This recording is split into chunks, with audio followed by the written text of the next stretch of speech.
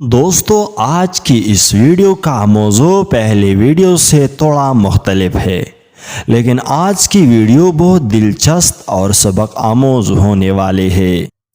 ایک دفعہ سلطان صلاح الدین ایوبی رحمۃ اللہ علیہ دوپہر کے وقت سردی کا موسم تھا۔ سلطان اپنی خیمے کے باہر جنگ کی تیاری کے لیے سپاہیوں کے ساتھ تلوار بازی کی مشق کر رہا تھے۔ سلطان صلاح الدین ایوبی رحمۃ اللہ علیہ وہ واحد سلطان تھا جس کی زندگی آدھے سے زیادہ حصہ گھوڑے پر سوار کرتی ہوئی گزرتا۔ سلطان صلاح الدین ایوبی رحمۃ اللہ وہ واحد سلطان تھا جس کی تلوار اتنی تیز چلتی تھی کہ وہ صرف ایک ہی جنگ میں سلطان کے ساتھ دے سکتی تھی۔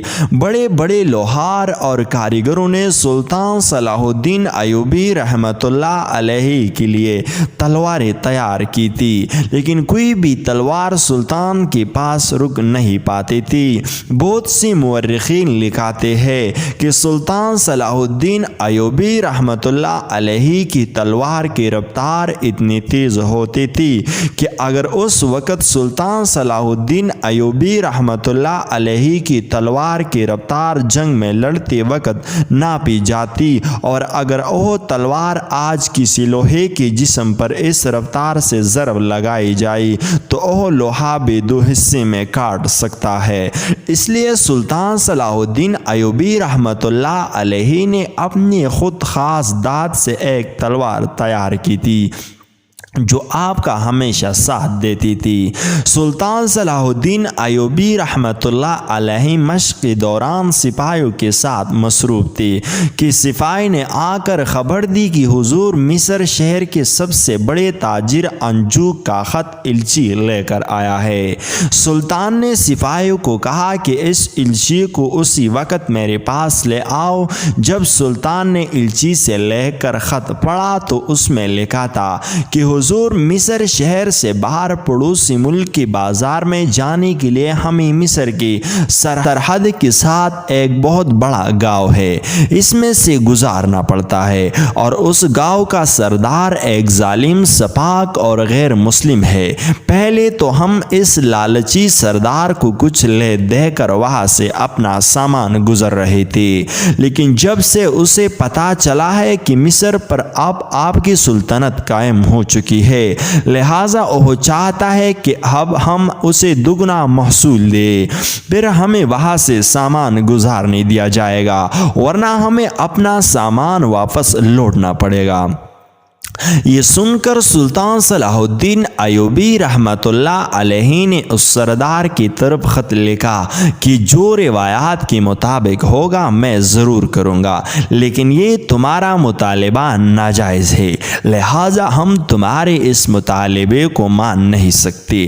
لیکن سردار جانتا تھا کہ یہ گاؤں تجارت کا سب سے بڑا راستہ ہے، لہٰذا میں جو بھی کہوں گا سلطان کو میری بات ماننی ہوگی۔ سلطان صلاح الدین ایوبی رحمۃ اللہ علیہ عقل مند انسان تھا۔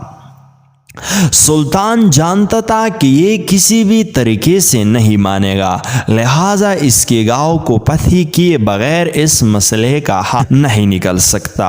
لیکن سلطان یہ بھی جانتا تھا کہ وہ سردار بہت ظالم ہونے کے ساتھ ساتھ عقل مند بھی ہے اور کافی چالاک ہے۔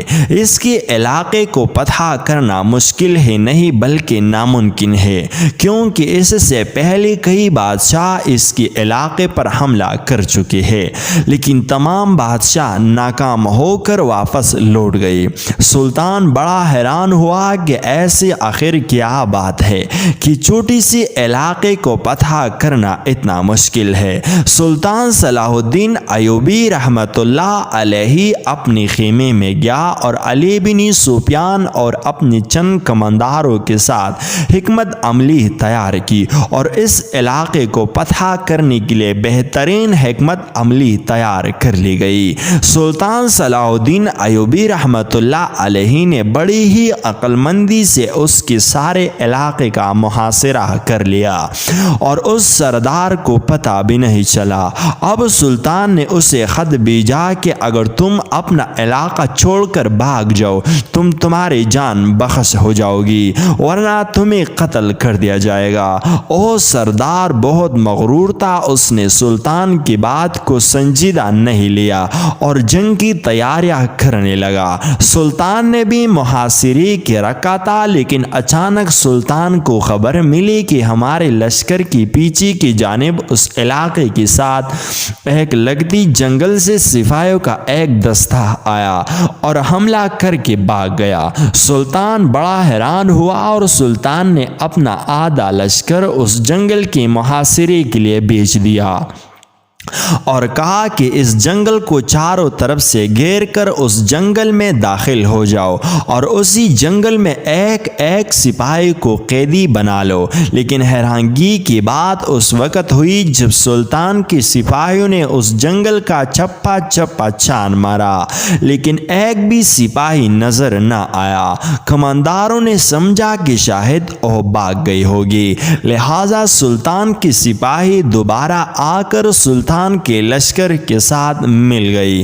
جب سلطان صلاح الدین ایوبی رحمۃ اللہ علیہ دوبارہ اس علاقے کی طرف بڑھنے لگا تو پھر سے ایک سپاہیوں کی دستہ آیا جو اس جنگل سے آیا اور پیچھے سے حملہ کر کے پھر بھاگ گیا، اور ایسا 3-4 مرتبہ ہوا اور کمانداروں نے پوری جنگل کو چھان مارا، لیکن ایک سپاہی بھی جنگل میں نظر نہ آیا۔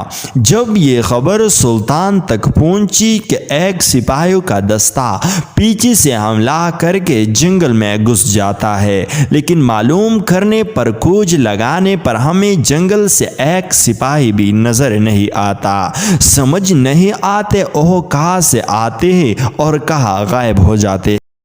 سلطان نے اپنی خاص کماندار کو بھیجا کہ جا کر جنگل کا ایک ایک چپا چھان مارو، مجھے لگتا ہے کہ اس جنگل میں کوئی غار یا کوئی ایسی چیز موجود ہے جہاں سپاہی چھپ جاتے ہیں اور وقت آنے پر دوبارہ حملے کر دیتے ہیں۔ کماندار سپاہیوں کے ساتھ جنگل میں گیا اور جنگل کا ایک ایک چپا چھان مارا۔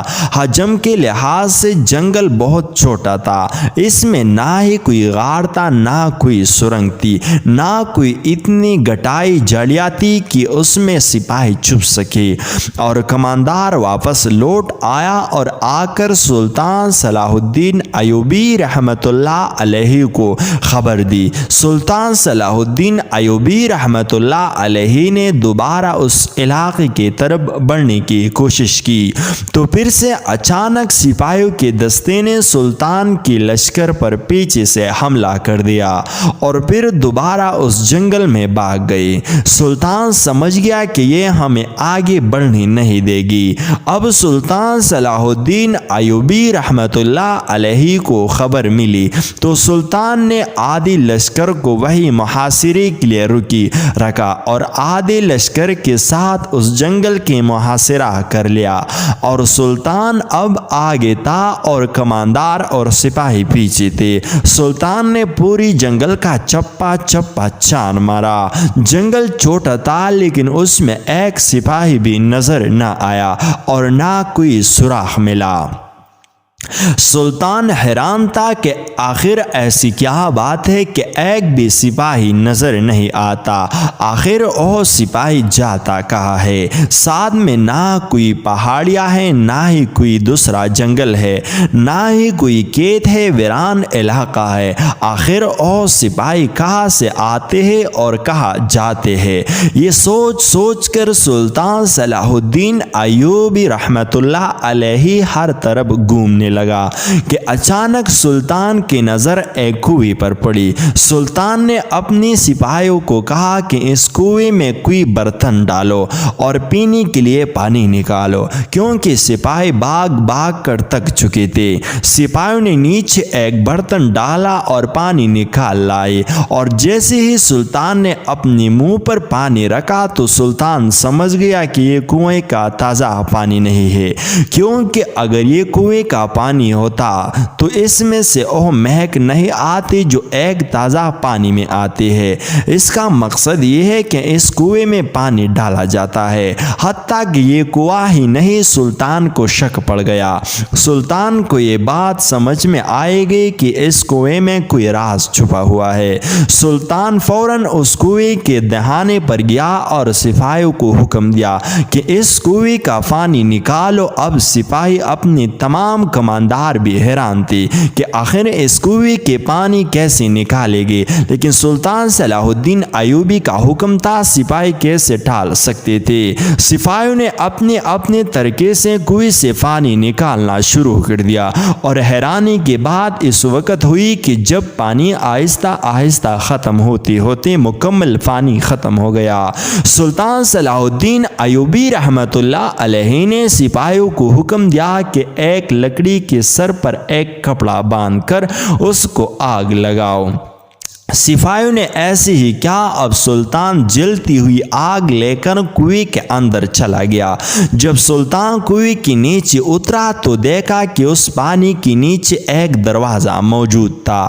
سلطان نے اپنے کماندار کو حکم دیا کہ نیچے آ جاؤ۔ اب سلطان نے اس دروازے کو کھولا تو حیرانگی کی بات اس وقت ہوئی کہ اس کنویں کے نیچے ایک بڑی سرنگ موجود تھی۔ اب سلطان صلاح الدین ایوبی رحمۃ اللہ علیہ کی دماغ میں یہ ساری بات آ گئی کہ او سپاہی کہاں سے آتے تھے اور کہاں غائب ہو جاتے تھے۔ سلطان نے اپنے سپاہیوں کو حکم دیا کہ چند سپاہی یہاں کنویں کے اوپر کھڑے رہو اور چند سپاہی نیچے آ جاؤ۔ اب سلطان سرنگ میں آگے اور سپاہی پیچھے سلطان چلتا گیا، اور سپاہی بھی اس کی پیچھے، اور وہ سرنگ اس علاقے کے سردار کی حویلی کے دروازے پر جا کر ختم ہوئی۔ چونکہ سلطان کے ساتھ کافی طاقتور سپاہی موجود تھے، سلطان باہر نکلا۔ سرنگ کو دیکھ کر سلطان بڑا حیران ہوا، کیونکہ سلطان کو پتہ چلا گیا کہ کس طرح سپاہی سرنگ سے آتے تھے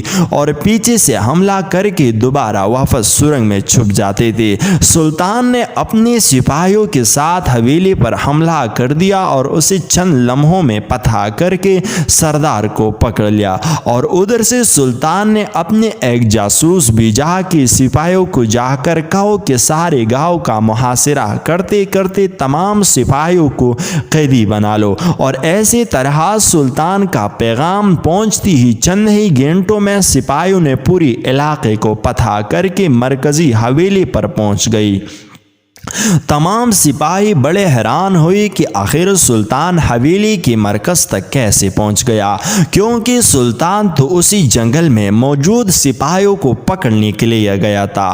اب سلطان کو پوری طرح سمجھ میں آ چکا تھا کہ اس چھوٹی سی علاقے کو بڑے بڑے بادشاہ فتح کیوں نہیں کر سکے، کیونکہ جب بھی کوئی بادشاہ اس علاقے کا محاصرہ کرتا تو یہ سردار اس سرنگ کے ذریعے پیچھے سے سپاہی حملہ کر کے بھاگ جاتے، اور اسی طرح وہ بار بار کرتے اور حملہ خوفزدہ ہو کر وہاں سے بھاگ جاتے، اور بہت کم تعداد میں فوج ہونے کے باوجود وہ سردار کامیاب رہا۔ لیکن وہ نہیں جانتا تھا کہ اب اس کا ٹکر سلطان صلاح الدین ایوبی رحمۃ اللہ علیہ سے پڑا ہے، اور ایسی طرح سلطان اپنے عقل مندی سے اس کنویں کے پانی کے ذریعے اتنا بڑا علاقہ اتنے آسانی سے فتح کر لیا۔